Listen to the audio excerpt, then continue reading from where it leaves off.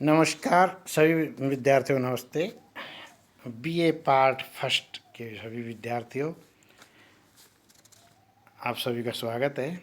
और हम जो है भूगोल की कक्षा में आपका स्वागत करते हैं।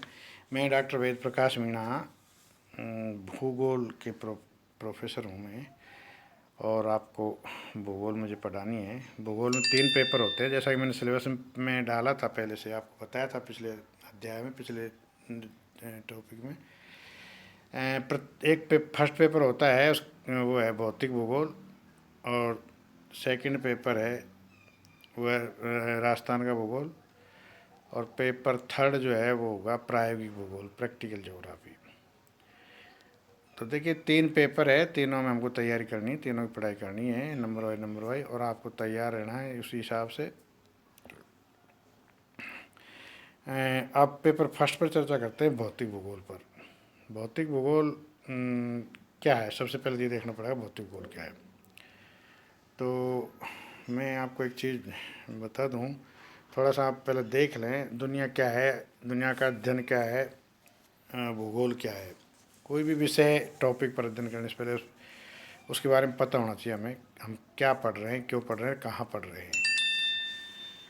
तो देखिए भौतिक भूगोल पर हम चर्चा करना चाह रहे हैं। तो ऐसा कहा जाता है कि भूगोल सभी विषयों की जननी है, और ये सत्य है, क्योंकि प्रारंभिक स्तर पर भूगोल का ही अध्ययन प्रारंभ हुआ था, और वो ही अध्ययन जो है धीरे धीरे बढ़ता बढ़ता विशाल रूप ले लिया उसने, और अन्य सभी विषय के अध्ययन भी इसमें होने लग गए, और धीरे धीरे वो सभी अध्ययन सामूहिक रूप से बड़े हो गए, और वो धीरे धीरे उस बड़े होने के बाद वो अलग होते चले गए।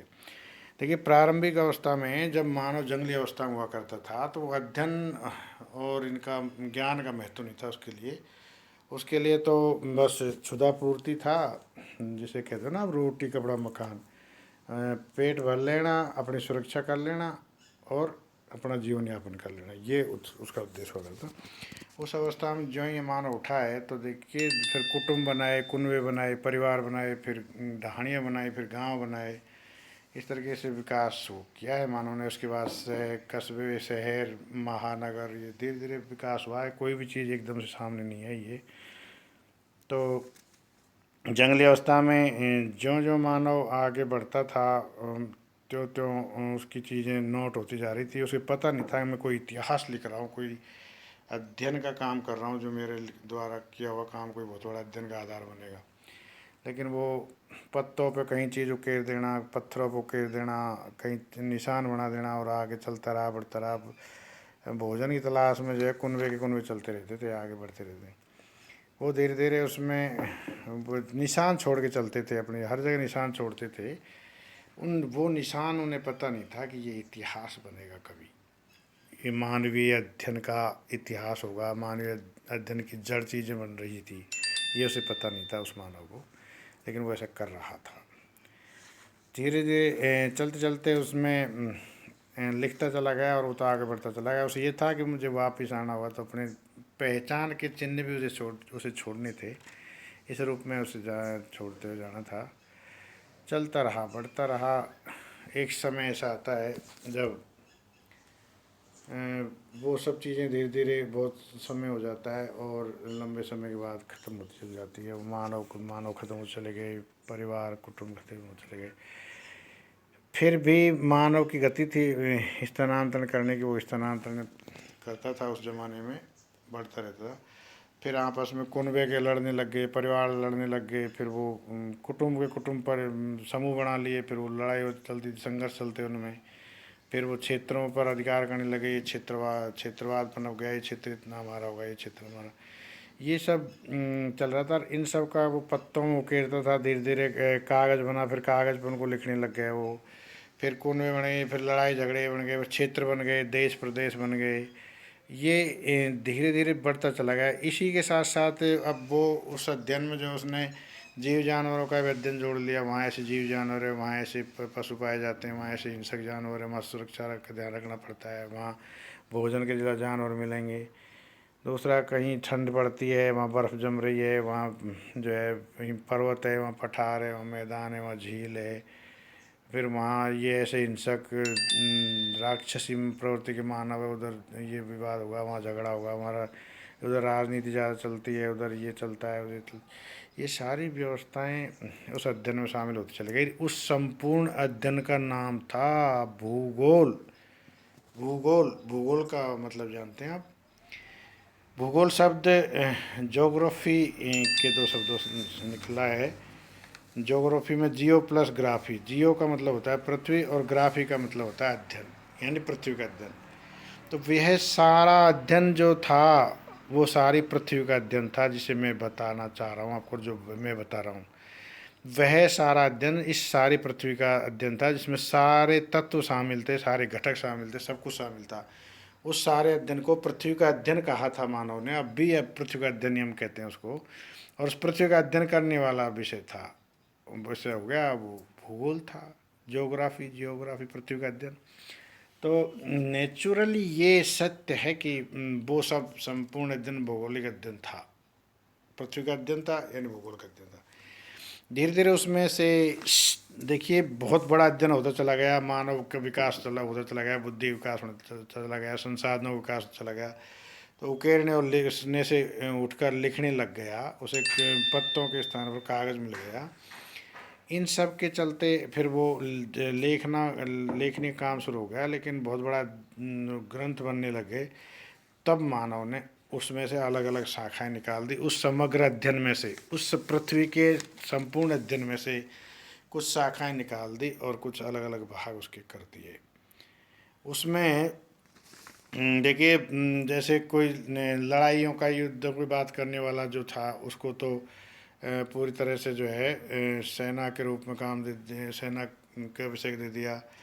कहीं राजनीति की बड़ी बातें चलती थी, प्रदेश क्षेत्रों की बात चलती थी, तो उसको राजनीतिक भूगोल या राजनीति विज्ञान नाम दे दिया। कहीं पे जो है क्षेत्रों पर कोई महत्वपूर्ण स्थान थे, कहीं आर्थिक क्रियाएं ज़्यादा संपन्न होती थी, कोई संसाधन ज़्यादा मिलते थे, लेन देन ज़्यादा हो रहा था, तो वहाँ उसको अर्थतंत्र नाम दे दिया, अर्थशास्त्र नाम दे दिया। कहीं फिर जीव प्राणियों का अध्ययन करने वाले एक शाखा निकाल दी, एक विषय निकाल दिया, उसको प्राणी विज्ञान नाम दे दिया। पेड़ पौधों के अध्ययन की शाखा अलग निकाल दी, उसको वनस्पति शास्त्र नाम दे दिया। इस तरीके से अलग अलग शाखाएं उसमें निकलती चली गई, और वो मूल तना जो था, मूल अध्ययन जो था, वो अपने स्थान पर चलता रहा, वो लगातार ऊपर विकास करता रहा और चलता रहा। और एक समय आज आधुनिक युग की बात जब हम करें तो ऐसे समय पर पहुंच गया वह अध्ययन, जहाँ जाकर उसको अब आगे खींचना और इतना विशाल रूप में चलाना संभव नहीं था, इसलिए और विभिन्न शाखाओं में बांट दिया फिर उस अध्ययन को। फिर भी दो मुख्य अध्ययन शाखाएं रह गई उसकी, दो शाखाओं में अंतिम विभाजन किया उसका, और वो दोनों शाखाओं का नाम था, एक तो मानव शाखा, मानवीय शाखा, जो संपूर्ण मानव यहाँ, क्योंकि वैज्ञानिक प्राणी हो गया वो उसकी बुद्धि का विकास हो गया, तो वो सारे संसार को एक तरफ मानता, खुद एक को, अपने आप को एक तरफ मानता है वो। तो उस स्वार्थ में उसने उसका दो भाग करके उसका नाम रख दिया, एक का तो खुद मानव शास्त्र रख दिया, मानव शाखा रख दी, मानव विज्ञान रख दिया उसका नाम, मानव भूगोल रख दिया उसका नाम, और दूसरी शाखा भौतिक जगत, पूरा संपूर्ण संसार, संपूर्ण जगत, भौतिक संसार रख दिया।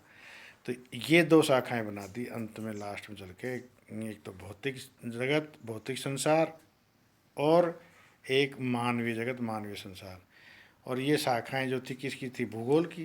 भूगोल था संपूर्ण पृथ्वी का अध्ययन, तो इसलिए उनका नाम उससे जोड़कर भौतिक भूगोल और मानव भूगोल कर दिया गया। इस आधार पर देखिए भूगोल का विकास हुआ है, और आज अंत में जाके इसकी दो शाखाएं शेष रह गई, और शेष सारी शाखाएं शेष निकलती चली गई। अलग अलग फैकल्टी, अलग अलग विषय इसी में से निकले भाई, जीव विज्ञान, प्राणी विज्ञान, रसायन विज्ञान, भौतिक विज्ञान, राजनीति विज्ञान, अर्थशास्त्र, वनस्पति विज्ञान, ये सब इसी की शाखाएं हैं, इसी में से निकली। इसीलिए भूगोल को अन्य सभी विषयों की जननी कहा जाता है। ये सही है बात। अब दोनों अंत में जब बड़ा अध्ययन को जब लास्ट में अंतिम वर्गीकरण किया गया, तो उसमें दो पूरे संसार के अध्ययन को दो भागों में बांट दिया, मानवीय अध्ययन और भौतिक अध्ययन। एक तो मानव केंद्रित अध्ययन कर दिया, और एक सारा प्रकृति अध्ययन केंद्रित कर दिया। मानव का जो भी संसार में जो है वो सब प्रकृति के रूप में, यानी भौतिक भूगोल के रूप में। अब भौतिक भूगोल की यदि परिभाषा के रूप में देखें हम लोग, तो देखिए संपूर्ण अध्ययन, भौगोलिक अध्ययन की वह शाखा जिसमें संपूर्ण भौतिक जगत का अध्ययन किया जाता है, वह भौतिक भूगोल कहलाती है। सारे अध्ययन जो पृथ्वी का अध्ययन था, उसे यूँ कह सकते हैं, सारा पृथ्वी का अध्ययन या संपूर्ण अध्ययन के अंतिम रूप में जो शाखा निकाली गई, एक शाखा जो भौतिक जगत के रूप में निकाली गई, उस शाखा को भौतिक शाखा कहा, भौतिक भूगोल कहा। तो संपूर्ण अध्ययन या पृथ्वी के अध्ययन की वह शाखा जिसमें संपूर्ण भौतिक जगत का अध्ययन किया जाता है, वह भौतिक भूगोल कहलाती है। अब इसके विषय क्षेत्र पर यदि आप चर्चा करेंगे तो देखिए बहुत व्यापक विषय क्षेत्र, भाई मानवीय जगत को छोड़ के पूरा संसार फिर इसने भौतिक जगत में ले लिया, सारे ग्रह उपग्रह ब्रह्मांड और सबका अध्ययन इसमें शामिल हो गया। तो आपका चाहे समुद्र विज्ञान लगा लो, चाहे भूआकृति विज्ञान लगा लो, चाहे सौरमंडल या वायुमंडल के अध्ययन को ले लो, या जलमंडल के अध्ययन को ले लो, ये सब जो है भौतिक जगत है और इन सब के अध्ययन को भौतिक भूगोल में ही शामिल किया जाता है। तो इसके क्षेत्र तो बहुत व्यापक है, इसको बहुत लंबा क्षेत्र है और बहुत बड़ा क्षेत्र है, तो इसके बारे में आप समझ सकते हैं। इसके बाद इसके विकास की बात करें भौतिक भूगोल की, देखिए विकास उत्तरोत्तर होता रहा है। प्रारंभिक अवस्था से, जंगली अवस्था से मानव ने इसके ज्ञान का विकास शुरू किया था, जो आज वैज्ञानिक युग में जाके ठहर गया, ठहरा भी नहीं यूँ कहीं, चल रहा है। आप खुद देख रहे हैं, देखिए आज का वैज्ञानिक युग है और इस युग में निश्चित रूप से वैज्ञानिकों के द्वारा प्रयोगों और परीक्षणों के आधार पर तथ्यों का निर्धारण किया जाता है। तो भौतिक भूगोल में भी पृथ्वी की उत्पत्ति है, वायुमंडल की उत्पत्ति है, इनके संगठन है, संरचना है, इनके क्रियाविधि है, इन सबको वैज्ञानिक जो है प्रयोगशालाओं प्रयोगों के द्वारा सिद्ध कर रहे हैं। और अब यह है निश्चित रूप से विकास की गति बहुत अच्छी है, वैज्ञानिक गति है, तार्किक गति है। तो भौतिक भूगोल का बहुत अच्छा विकास हुआ है। सारे कई भौतिक भूगोल कई विज्ञानों के रूप में विभक्त कर दिया, कई विज्ञानों के रूप में इसका अध्ययन किया जा रहा है। तो उस रूप में अलग अलग जगह पर, अलग अलग क्षेत्रों में अलग अलग प्रकार से इसका अध्ययन किया जा रहा है और उससे इसका विकास हो रहा है। बहुत तकनीकी विकास हुआ है, बहुत वैज्ञानिक विकास हुआ है और ये समय के साथ ज़रूरी था। तो आज का आपका जो है ये अध्याय हम यहाँ पूर्ण करते हैं कि भौतिक भूगोल की परिभाषा, उसका विषय क्षेत्र और उसका विकास। अब विद्यार्थियों अगले अध्याय में हम अगले टॉपिक पर चर्चा करेंगे। आज के इस अध्याय को समाप्त करते हैं। सभी को नमस्ते।